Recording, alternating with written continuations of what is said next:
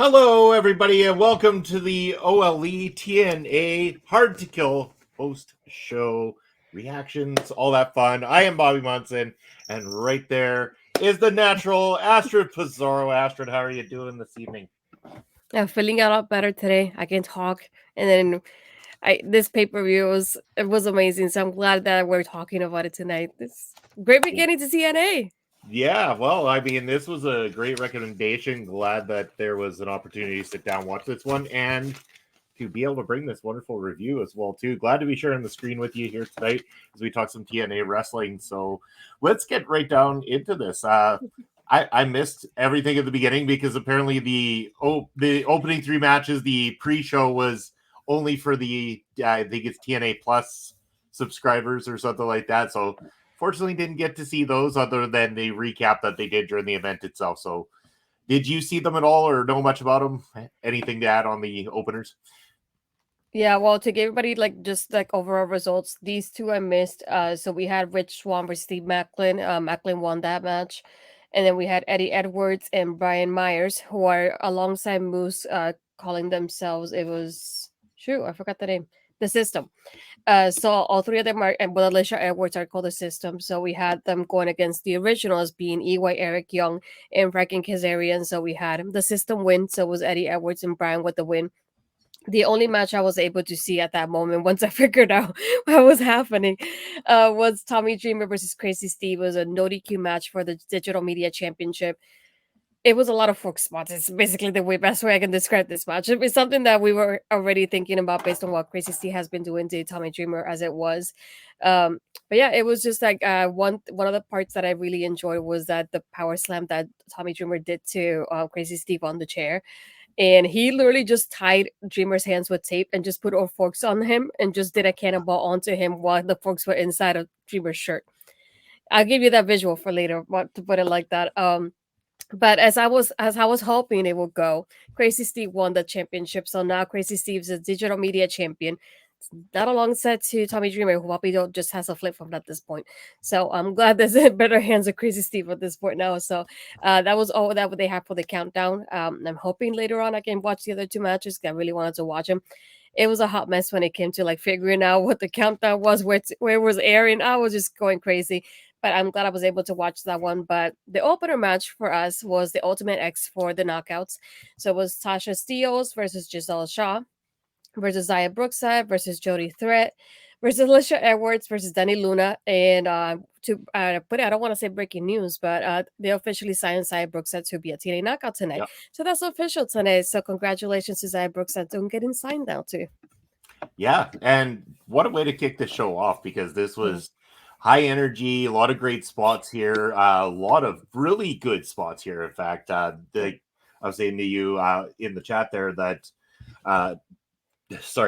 getting choked out on my words here today. Jody Threat actually had some wonderful moments, and as you mentioned, Dani Luna as well too, did great work in this. Love when Jody Threat did the double backdrop there to the two women during this matchup, or even there was the spot too with climbing the side barrier with someone on her back as well. I thought all of that was great. Yes. Mm-hmm. Awesome. Just awesome. Like, everybody in this did a great job. And of course, I'm so happy for Gisele Shaw, because again, Gisele Shaw over from our neck of the woods here in Western Canada, somebody who I got to see a couple of matches of it as I was starting to get into the business locally here. So very happy for Gisele, but everybody here came out looking like $1 million in this one. Fantastic opener. In fact, one of the best matches on the card tonight. It really was. And it just reminded me a lot of NXT in this sort of part that when you have a multi-person match, I don't like those moments when you have just one person in and they don't even know what they're doing. No, we had multiple times that we had 2-3 of the knockouts and in the ring at the same time. I love that part though. Zaya was she did a dive onto Dani Luna and Gisele, and then Jody followed suit and did it on top of them as well. And I love how that looked there too. And one of my favorite moments though was I think it was Gisele used Dani to catapult herself to spear Jody off of the X and use that moment to win the match, and that was just amazing visually to see. I loved it. And yeah, these girls, I feel like they all had a moment in the match to highlight themselves. And I really enjoyed that more than anything. I feel like they all did great. There was a moment that I felt like more for the newcomers. So we had Zaya there with Dani Luna. And it was just nice to see that like the newer girls together at the same time, and then we had the kind of like veterans have their spots later on. So I like having that type of feel to it. And to me, my MVP of this match was Dani. Dani did so great. She was able to show off with each one of them somehow, and she looked incredible. Like such a power showcasing for her tonight. I just enjoyed her so much. She's definitely one of my favorites. Like just thinking overall the Knockouts division right now, but I feel like this was a great way to begin the show. And just like I predicted during Jose's show, Gisele wins. So now Gisele has that X. So let's see who she's gonna cash in. Is it gonna be Jordynne or is it gonna be somebody else by the time it happens? We'll see.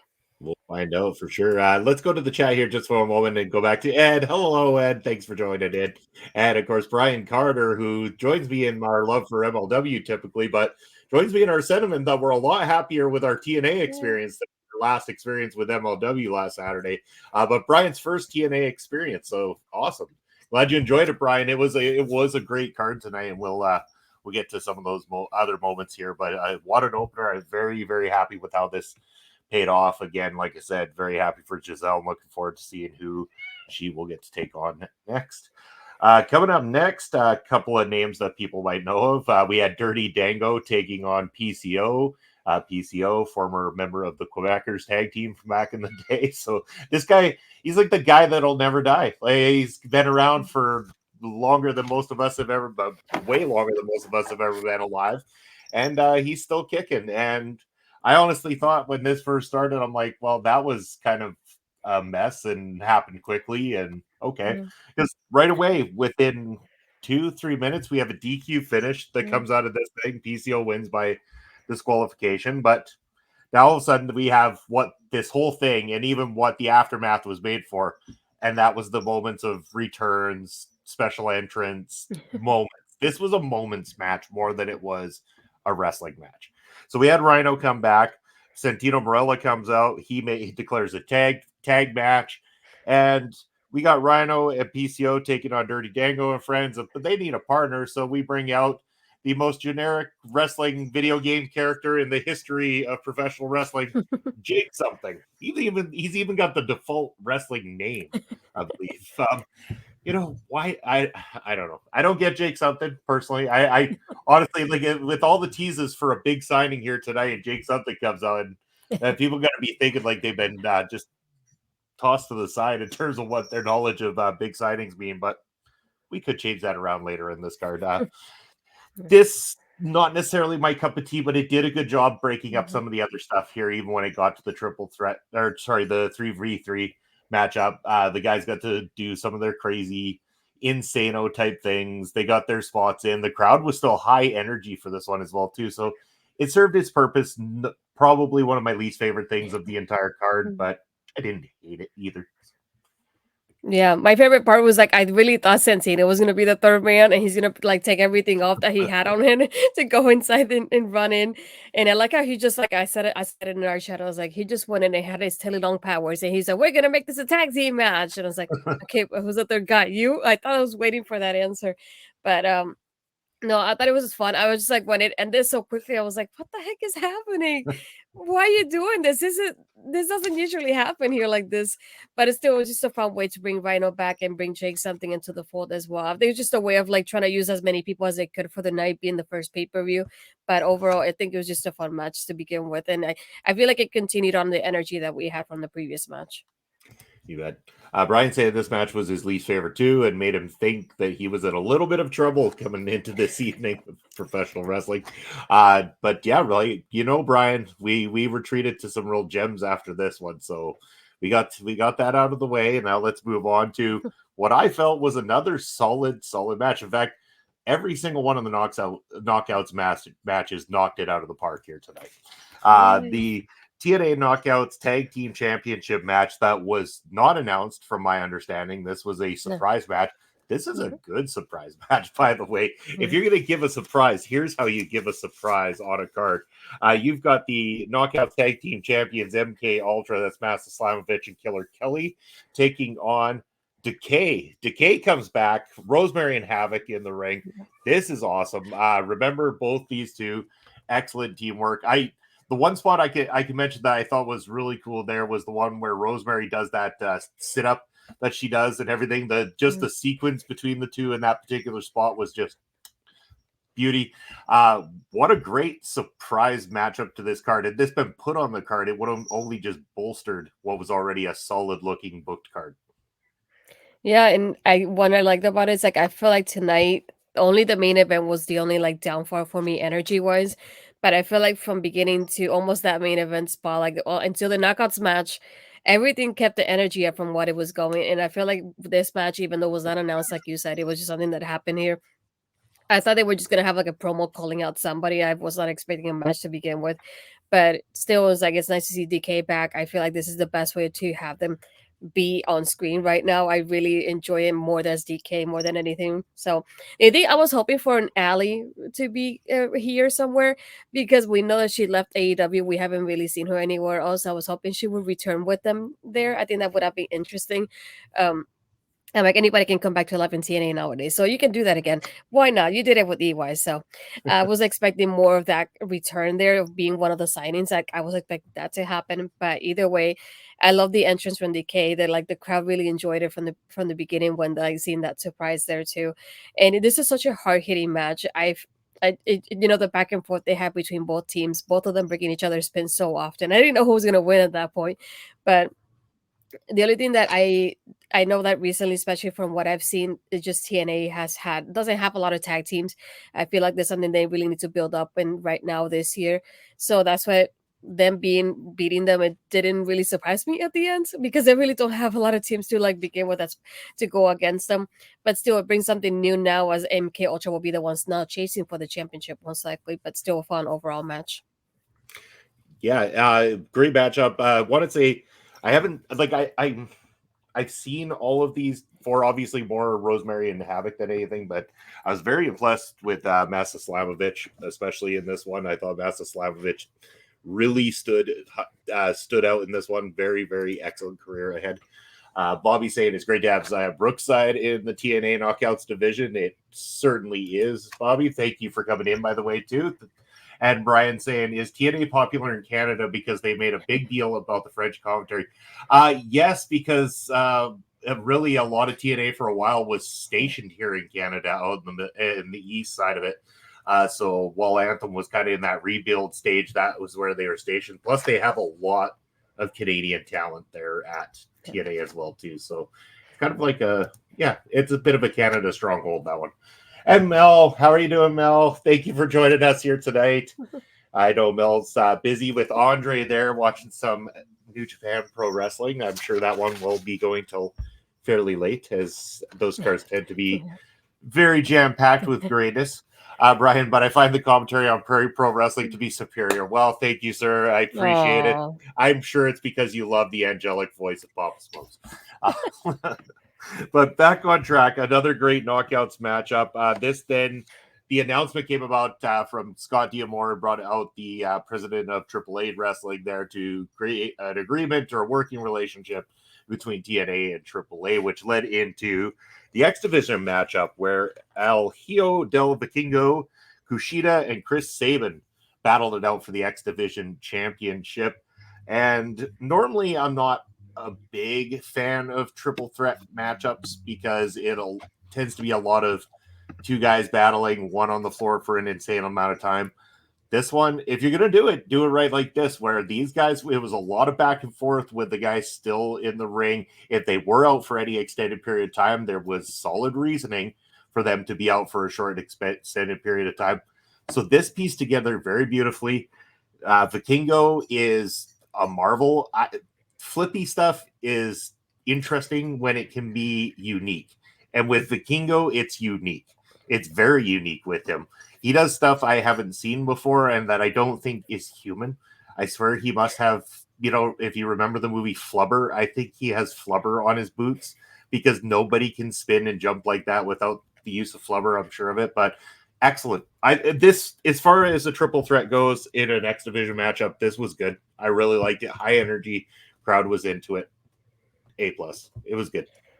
Yeah, I think the only downfall that I have with El Hijo del Vikingo so far is that I feel like sometimes with certain moves, it takes him a little bit too long to set them up. You see, I seen him do that in AEW as well. So that's the only thing that's been like a little bit off for me. The moment there was a moment that he did a move, I think it was to Kushida and towards the ropes, and the way he like took a moment, like he stood on the like the top rope, he waited a moment and then he flipped it and do it. That's when it was like, when you slow me down is when you kind of get me off of it a little bit. That's the only thing that bothers me about it, but it feels like he's so superhuman because he does everything so quickly at the same time when he does it. And it's like, how does he do it? I need to know, but I'm never going to know the secret. But no, I love the way he did so many things here. There was a point that it was Kushida having a submission on him, and then Sabin had a submission on Kushida. So every time Sabin did anything to Kushida, it would definitely hurt El Hijo de Vikingo with his feet, and he was like screaming so bad as it was happening there too. I know he did an incredible moonsault as well, the springboard 450 that he did as well, and obviously the Canadian Destroyer on the ramp that he did. I'm like, it's something that I expected because he does it in AEW, so I was just waiting for that moment it would happen, and then it did happen, but. I thought for a couple moments that maybe he would take the championship, being that this is the match, kind of presenting that partnership between TNA and AAA now. So that's what I thought at first, but still, either way, I like how they used Sabin and Kushida in the ring with El Hijo del Vikingo outside of it, so it wouldn't affect them in the end, and it will be Sabin and Kushida for the end here for Sabin to retain the championship. Still incredible match. I was just expecting also at the end, which obviously I'm not gonna really talk about the match right now, but I was expecting for Sabin to come in and like Jose gave me the idea of him coming up and saying like I want to cash in option, seeing him and Shelly go against each other for the championship later on. So that's what I was thinking when he won this. I was like, whoa, we're one step closer to this happening, but it didn't.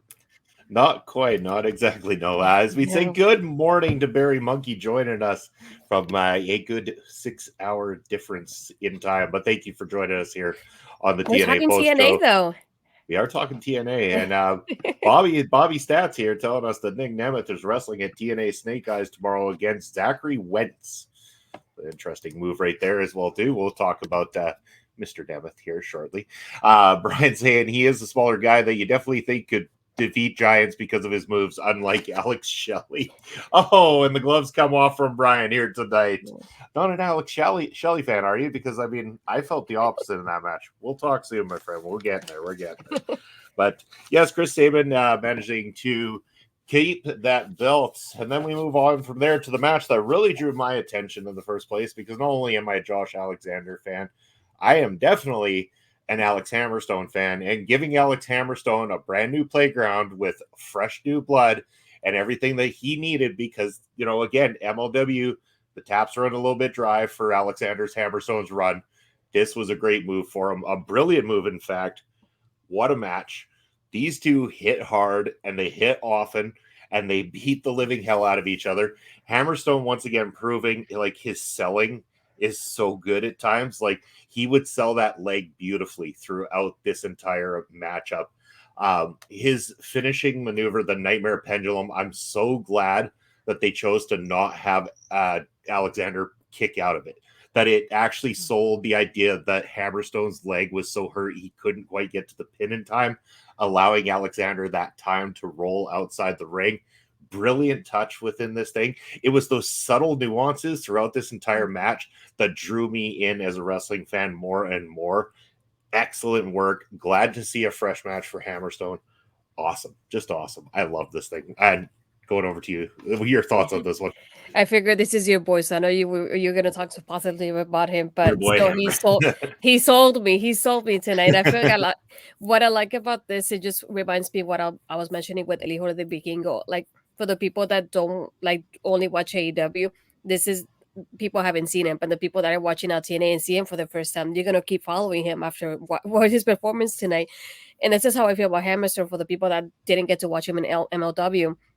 Now in TNA, watching him tonight, he's definitely going to have a bigger following after tonight, because that was an incredible performance for him. And what I liked about him, not only that spot that you mentioned with his finisher, but coming off the way he joisted Josh to the back and the way Josh landed, I was like, holy moly, is he ever going to get up from this? Like, either one of them, because it looked like it hurt for both of them.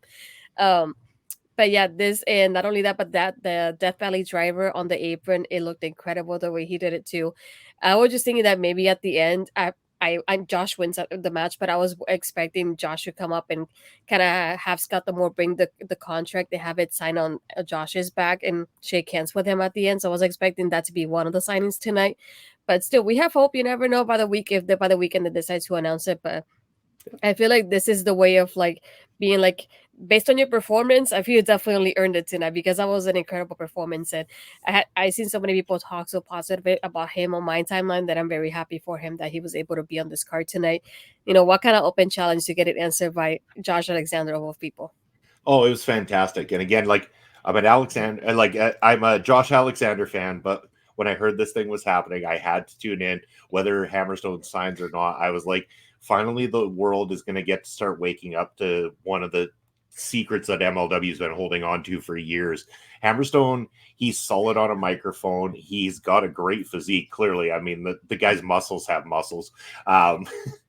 And he can wrestle on top of it. He can wrestle a big guy match. He can wrestle with smaller guys and make it look good too. So there's a lot of talent in there. As Bobby mentioning that he liked this match between Alex Hammerstone and Josh Alexander, very much so. And to sign Alex Hammerstone to TNA, I think that they should make that move for sure.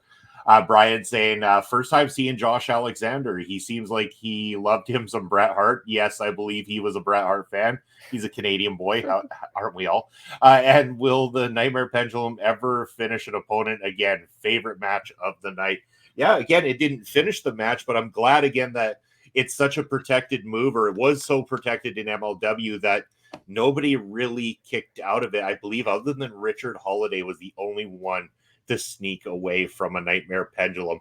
And I'm talking like even some big boys like Cruel, aka Mods Kruger, and King Huertas and stuff that got picked up into that maneuver and defeated by Hammerstone. So just awesome intensity through this one. Barry saying it was a big crap until PCO brought the show to life. Then it could have. Oh man, Barry, what was in your cup of tea tonight, sir? I have to disagree with you. I think you've been putting something a little extra in that tea throughout the night if you thought PCO was the one that brought this to life. Just saying.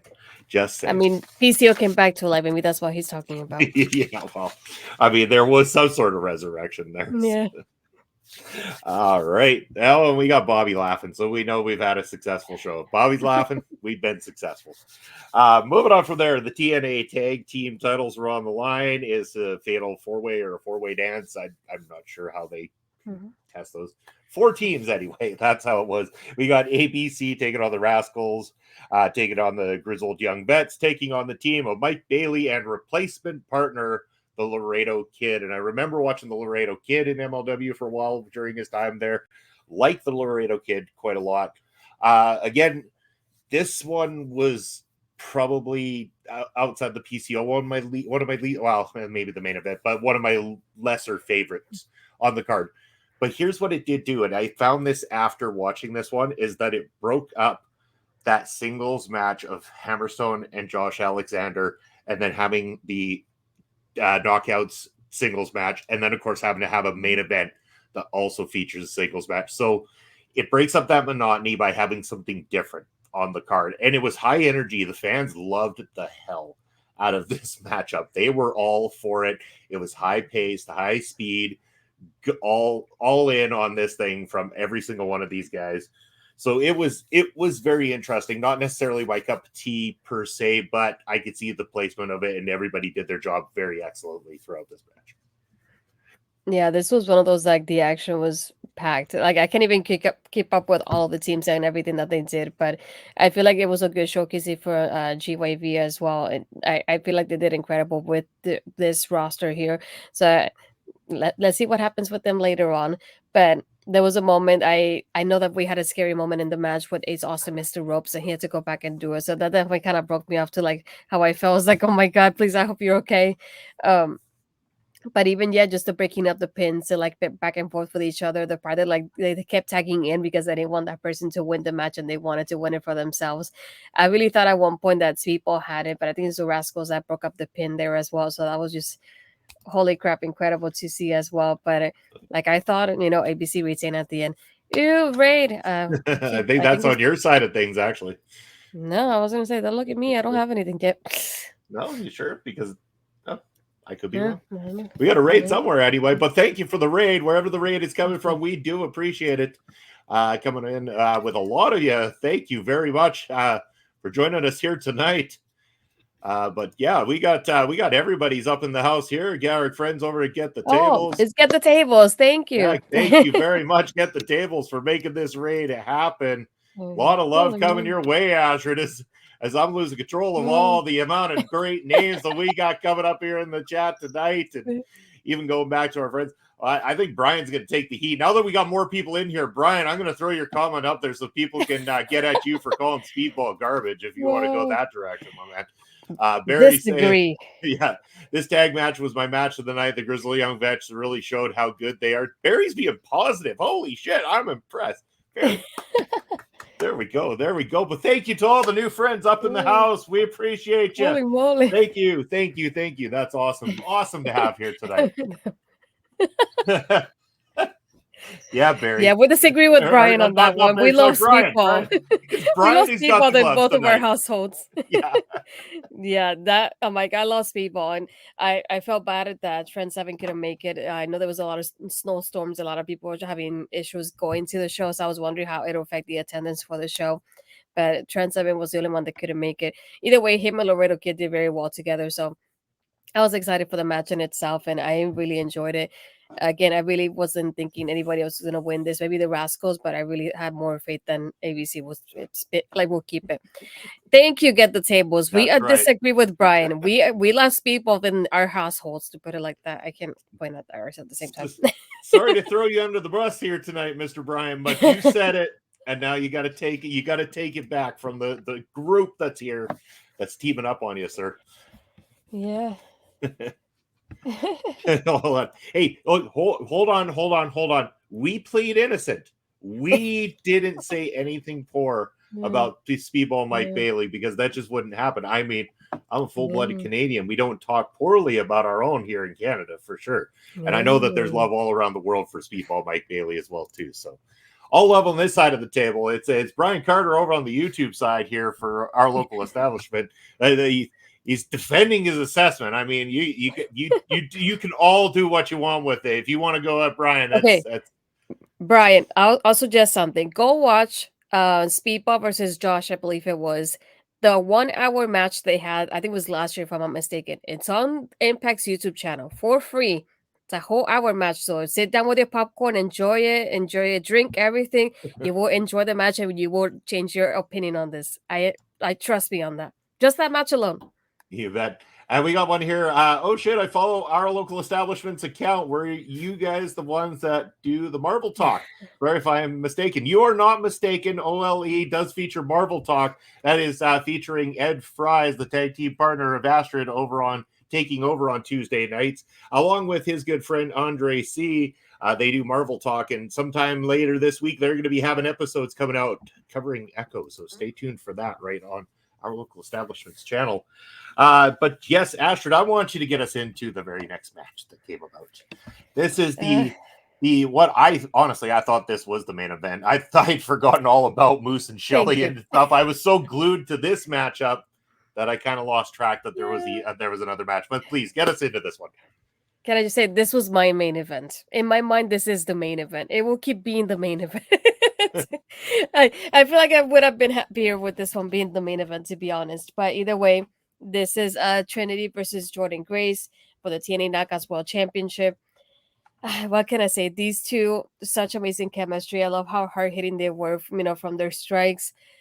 Even from like that, Jordynne did a muscle buster on Trinity, and I didn't know what to think after that. And there was a point that Trinity did her submission, the Starstruck to Jordynne, but Jordynne reversed it there. So she also went for the rear view, like one after the other one. It didn't work out there either. But Grace was able to try to fight off the Starstruck as she could. She hit her Juggernaut driver to now be the TNA Knockouts World Champion. Seeing the video after the match, I'm very emotional because Trinity / Naomi was waving to the crowd goodbye. So I feel like I'm definitely going to see maybe somebody at the Rumble, maybe in a couple of weeks. And I'm just a mess because I just got to say, though, and this is, I'll clip this for later because I love Trin from the beginning. One of her early days in WWE, from her NXT season 3 when it was a game show. I was watching it back then, yes. So for me, what I love about her and Mercedes is that they left the company they had been in for so long, and to be in a new company, to bet on yourself, to come here, win that Knockouts World Championship, be an incredible champion, face so many incredible people in TNA / Impact.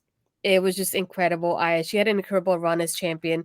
And I can say is that she did great. I am very happy for her because she was able to showcase herself in a different way. If this is the end, that was an incredible run and impact. It's nice to see her taking a chance on herself, facing other people that she hadn't faced before, doing this kind of dream matches that we never thought would happen because she was in WWE. Yeah, I it was bittersweet for me because I'm happy for Jordynne being champion, but I also love Trinity as champion. I didn't want to lose that, but either way, I'm happy for Trinity and her run. And congratulations to Jordynne on being champion now because that's how she starts the year. So being champion now too.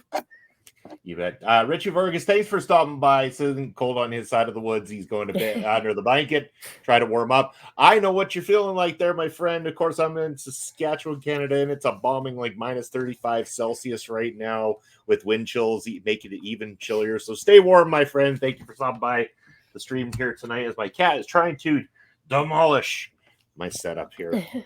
Bad kitty, go to sleep. All right, so back on track. Bobby mentioned that he thought that Zeta Steel was going to show up on TNA tonight. Ooh. That would have been an interesting get for them, but another big loss for MLW that would have been already. Ray saying if you look at the second half of the men's tag match, they started using the. Oh, this goes back to this one. Okay, so Barry saying Austin slipped on the top rope. Laredo Kid did. One of them in the women's match, title match, did. Alex Shelley did. Top rope was too slack. If you look when Havok and Rosemary leaned in, dropped below the bell rope, sometimes it happens. I don't know if there was any particular reason why it occurred. I know that sometimes those ropes can get a little bit slack throughout the night, and if you don't tighten them up, sometimes if they're too tight, it can cause problems too. So it's hard to say what went wrong in that sense, but nobody got seriously injured or injured to our knowledge. So that is your first main key, is making sure that everybody gets out safely. And Brian saying, I found all the women's matches on TNA were really strong. There we go. I agree. See, that's something we can agree on. Yeah. Brian, you have redeemed yourself. Thank you. And you are correct. TNA knows how to do women's wrestling right, for sure. So, and this was no exception. Both these two did awesome work. And again, like you said, at the end, you kind of felt like that was it for Trinity. She's waving goodbye. She's heading elsewhere. Could it be the Royal Rumble? It's right around the corner. I know that you'd be very excited for that. Maybe you'll bump in. You'll get to rub elbows with Trinity, do a couple of interviews. Who knows? It could happen. But yes, excellent work. Of course, Jordynne Grace is phenomenal in the ring. Has got the look of a champion as well, too. You know that she's going to carry it well. At the same time, she might have some interesting new competition in the form of a perfume brand. Or, I mean, sorry, no, in the form of the former Dana Brooke, we know Ed's favorite pro wrestler of all time. Ash by Excellence was at ringside to keep a very close eye on this one. Yeah, that's very interesting. I like how they brought her in a couple matches in. They just showed her hair and her arriving in this expensive car. What made me laugh was like I went on Twitter around that time because I was trying to see who it was, and I was just between her and Camille, but that hair didn't picture like Camille to me. And then somebody went on her Instagram and found the same shoes that she was wearing in that promo on her Instagram and automatically knew it was her. I love the IWC. Look at this incredible like investigative. I don't want to say journalism, but investigative that investigation that we have. That was such incredible. It's like, look, they're the same shoes that she has on for that. So it has to be Dana Brooke. And I was like, wow, I cannot believe this. But like I mentioned earlier, it's nice because we officially ended up having Brookside getting signed. It looks like maybe Dana Brooke got signed. She hasn't had like anything on social media announced. Nick Nemeth also showing up at the end. 3 people so far, so that's incredible for them. Yeah, it was a big night. A lot of returns as well too. As Bobby asking, who is going to be the first challenger to Jordynne Grace? Do you feel? I feel like it's probably going to start building up to Gisele Shaw. She already won the Ultimate X match, so why waste any time? That's right. Yeah. Get that out of the way before you start bringing in more names and start throwing other people in the picture. But yeah, still happy for Gisele. And that is a match I'd definitely be down to see as well, too, is Gisele and Jordynne Grace. So I'm going to go along with that. Of course, we got to get Barry's opinion here because we know this is going to be just devilish. Don't worry. Dana Brooke is there to save the women's division. Oh, God, no. Please, no. Not her. Anyone but her. She's worse than Alisha Edwards, according to them. And We got Dalla as well. I think TNA will push him. Well, yeah, he had a spot on the night. There was a very bad audio clipped piece of footage earlier in the night with a promo from him. I don't know about anyone. Like, I don't know if it was the actual taping of it or if it was just the feed I had, but honestly, on Fight TV, like it sounded like it had been recorded on a bad microphone in a weird room kind of thing. It was strange. I know. Yeah, I know he premiered. I think it was a song, and then he got interrupted by Joe Henry, who had a song in response to him. So if you haven't checked it out, go check it out on Twitter because it was worth watching it. That's the only way I was able to watch it because it was I couldn't watch in the countdown like we expected to. You might be able to answer this better. Brian asking who the blonde was with the dude in the bow tie. Is that Dana? I'm guessing. I'm assuming so. I think that's the only one I can think of. Yeah, that at ringside there, Brian. I'm assuming that would be former WWE's Dana Brooke, now Ash by Excellence, because that's just I don't know. That's such a name, quite the name. We'll see. We'll see where it goes. We'll see how she does when she gets there again. You know, there's qualities that she has that work in professional wrestling, and she has the name. That's the thing, and TNA needs a rebuilding with some names and stuff like that. And, you know, call a spade a spade. She is a name coming out of working for the WWE, and she will bring eyes to the prize, and that's what is going to happen. People are talking, and that's the first key to, to winning right there is have the people talk. It wouldn't be TNA Impact without audio or visual issues. It's traditional. It even happened on Fight TV's version of the pre-show. We lost the feed entirely there, and all that was a pre-tape from something that was on YouTube from a few days earlier. So yeah, that was what we thought was the main event, and then all of a sudden they're like, "We have one more match for you, the TNA World Championship," and I'm like, "Oh yeah, that one." I forgot all about it because everybody's favorite wrestler Moose is in the house. I'm saying again, I'll say it now. There's nothing wrong with Moose, but there's nothing really right with Moose at the same time. He's kind of that in between. He's not bad like a Tyrus, but he's not exactly like my epitome of what their world champion should be. On the other hand, I personally like Alex Shelley, despite I know Ed seems to have a problem with Alex Shelley and the world championship picture. I personally like Alex Shelley, and I think that there was a lot more that could have been done with his title run. I don't know that this was necessarily the right decision, but this match, I felt kind of like it sucked some of the energy out just a little bit. As hard as they tried, and they did try, there was nothing completely garbage about it, but it just felt a step off from what we had just seen in all the other matches. And then that changed with the afterthought. When Nick Nemeth showed up, that energy just went through the damn roof, blew the roof off that place incredibly. And then when he's in the audience celebrating with fans and ripping shirts off, and TNA, fantastic. So despite anything that happened in that main event, it all became about that finishing moment. And that finishing moment was an A+ to make an A+ card for me. I loved this card. And despite the couple of hiccups it had, awesome, personally. Yeah, this one I expected more because I feel like I wasn't hooked on it like I was with the rest of the card, aside from obviously that PCO tag match. But still, it was fun to watch. And this one, it felt like Alex was working almost like a heel because he was focusing so much on Moose's arm. And just reminded me, it's like, why are you focusing so much on that part when usually the heel does that?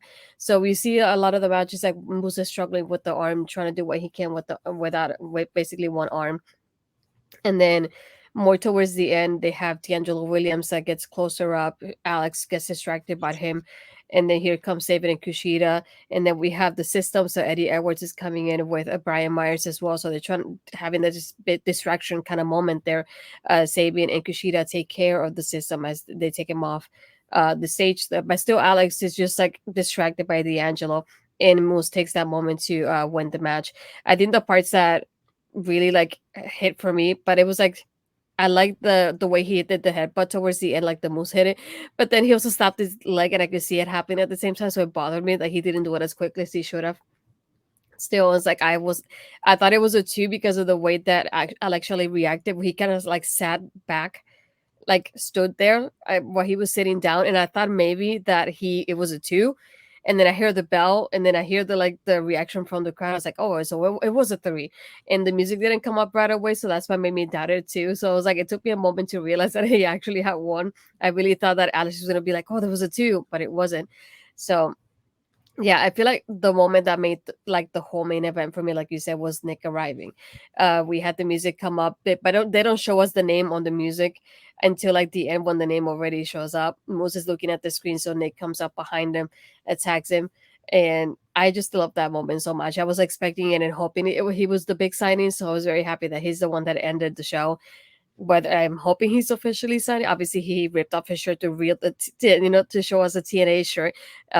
But I like how he's arriving there and already going to that main event scene, and just like when things like that happen, when they kind of jump into the division right away, it makes you feel like they're not going to be there for too long. And just kind of like, let's give us a couple matches and then he's done.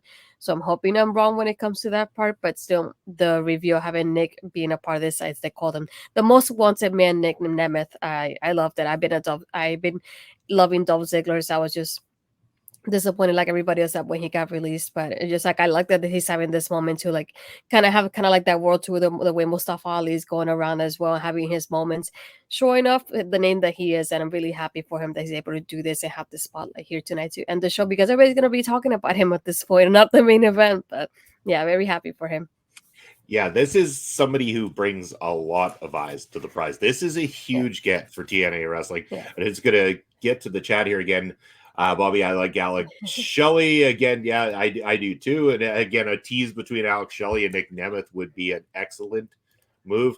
Brian throwing more shade. He says Alex Shelley does not seem to have the charisma, size, or skill to carry the world title, but he's still better than Speedball. Come on, And you're Brian. making me say these things, Brian. I know I'm not thinking them or feeling them, but you're making me say them, and it hurts just as much. Moose is odd. He's slow, sluggish, 95% of a match, and then all of a sudden he's up the ropes like a cruiserweight, moving at a ridiculous speed. Yeah. And Brian saying, I'm from Michigan, so if I don't like Shelley, it has to be legit. You Michiganders have an odd way about you. You even have fandom for El Asesino, so I mean that says something about you. It's great to see Nick Nemeth in TNA, and I couldn't agree more because TNA needed a big signing. They said they had a big signing, and they delivered. That's Nick Nemeth is a huge get. We know with the connection recently with New Japan Pro Wrestling and them throwing a show too, you had to speculate the possibility of it happening too, and it did happen. They delivered on it, and thank goodness, because you took what was a very strong card that kind of was dwindling in that main event slightly and just put the icing on the cake to make sure that everybody remembers this. This will be one of those cards at the end of the year that people are looking back on fondly as one of the better shows that they watched in pro wrestling this year. Yeah, I feel like it was a great way to end it. People are gonna end up talking about Nick arriving more than anything right now. So I'm just very happy that this is the moment how they end the show. Yeah. And Barry on the positive side saying, thank God Nemeth turned up. While it was a decent show, it was TNA's one big chance. Wrestling World is watching, and they had done nothing special. Needed something. Nemeth was it, and he sure was. Bobby saying they should bring in Becca. I agree. Everybody should bring in Becca. Becca's phenomenal. We know that, Bobby. And here I was thinking the Hammerstone was their big signing. Was that a one-time deal for him? We don't know with Hammerstone just yet. He could be. I hope not, because I think there's a lot of fresh matches there in TNA for him. I think that Hammerstone, again, like Nick Nemeth, would be a benefit from signing there, but being in a lucrative contract where they can travel and still do stuff with other promotions that are, coinciding with TNA. And I know TNA allows that sort of freedom for these wrestlers. So I think that would be great for both parties, because I think what a lot of these guys need is to get that world travel experience at this point and work for a variety of different decent sized companies where they will be a big player in those companies. That's my thoughts on it anyway. Yeah, I definitely agree. TNA is one of those companies that is very lenient when it comes to that. So, like you said, we had like the man show up in New Japan first, and now in TNA. So it's obviously one of those companies that's willing to wait for them, especially when they have like an indie sort of calendar. So why not? Give them that kind of deal that they can do something on the side and still be in TNA. And I feel like it will bring more eyes to their product in the end. Geez, my throat's getting a little dry there, but as I try to clear my throat, we're going to come back and kind of wrap things up a little bit. But before we do, we got a bit of a calendar play for you for some of the shows that we've got coming up this week from our local establishment. Stay tuned with us for just one more. You got me hypnotized. Push me out of myself. You got me hypnotized. Whoa. I can see, I can hear, going crazy by the light. It's got me hypnotized. You got me hypnotized. Can get you out of my hand again.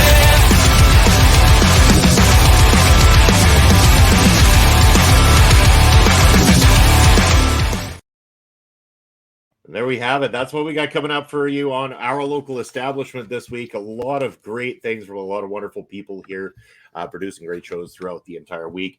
Bobby saying, if Mustafa Ali was to come to TNA, who would you like to see him wrestle against? I think that there is many, many great options within the TNA ranks. It depends where you want to stick him. I personally would try him out in the X Division kind of thing. I'd like to see what Mustafa Ali would bring to an X Division matchup or against an X Division champion of sorts. That would be my goal with Mustafa Ali, at least in the interim at the beginning, because I think TNA is currently in a stage of really pushing forward with some really solid people at the top of the card already. I know there's a lot of choices, but my first two, Josh Alexander, Speedball. Yeah. Brian's gonna love you for saying that one. I know that. Looks like Top Dollar signed, which is okay. I hope Dana Brooke hasn't. Would like to see the Grizzled young vets stay and Hammerstone. So a lot of love for your boy Hammer here tonight. I'd like to see Mustafa Ali versus Josh Alexander and Chris Sabin. Both would be great matchups. Ali versus Sabin would be great. Bobby getting the stamp of approval from Barry on that booking right there. Brian, I was happy and surprised to see so few hardcore matches. MLW seems to be leaning hard on that, too hard on that these days. And I agree with you, Brian. This was great because there wasn't a lot of like hardcore stuff or spots that were unnecessary throughout this entire night. This felt like a wrestling card and it stuck to being a wrestling card. And yeah, over what we saw last Saturday, Brian, 100%, this is head over heels way better. And, you know, as an MLW fan, I got to admit, when they've had their asses kicked and they got their asses kicked by TNA, it's hard to kill tonight, which has easily been hands down the best card of 2024 thus far. So your final thoughts on it, Astrid? Yeah, overall, great way to really start the year for TNA. I'm excited. I'm hoping I can go to the events they have here in Orlando next week. If I do, obviously I will definitely say a little bit about it without really spoiling much, to be honest. But still, this is the start. It just makes me excited for those tapings in Orlando. So I'm very excited for that now. Barry saying hardcore matches should be occasional and special. He agrees. I do too. You have my sentiments on that one. But it's time to kind of get to the end of the night, get to the end of the show. So we're just going to throw these little things we call banners up there. Right there, that's mine. You can follow me, Bobby Munson, at Real Bobby Munson, at Video Bros SK. You can find me on YouTube, Prairie Pro Wrestling. I want to have the commentary team bringing you matches every single Saturday. You'll find me tomorrow on Point of View, where I believe Ed Fries is going to be hopping on with me. Talk a little bit about his experience over at Chaotic Wrestling from Friday night. So tune into that 11 a.m. Eastern time tomorrow. And then again, this Thursday night with my partner, Grind Papa Spokes, as we bring you Ring Respect Radio. Our pub trivia night returns with WTF Do We Know About Wrestling Part 7. So looking forward to that as we now bring up, hold on here, just click a couple buttons to play, Bobby. There we go. Now it's Astrid's turn. Astrid, where can the wonderful people find you? You can find me again on Tuesday doing Taking Over with Ed. We'll be talking about NXT. We're on the lead here too. I believe it's Vengeance Day, if I'm not mistaken. I keep thinking of the Rumble because it's before it. But yeah, we have that coming up. Thank you for everybody from the raid. If you follow me on Twitch, thank you. If anything, you can also go subscribe to my YouTube channel. That's where I have everything else. I will be going to the Rumble pretty soon. So I'm really excited to be giving a little bit more content on my YouTube channel. So subscribe if you haven't yet and click on that bell to be notified when I upload or when I'm live. And everything else as it is here, Twitter and Blue Skies, Astrid Pizarro, and the threads and Instagram is Astrid Pizarro 20. And if you haven't checked, you can go on my Twitter and there are highlights, and you can see most of my writing for Body Slam. Hopefully, we're coming soon, but I'm mostly focusing on the Rumble right now. Everything is taking a backseat until that happens. And then hopefully, we'll have Lady Session Showcase before I go for the Rumble as well. Wonderful. We have sent the raid out over on the side of things for our local establishment. We hope that you enjoy the rest of your night. Everybody, take care, and we will see you very soon. Bye, everybody.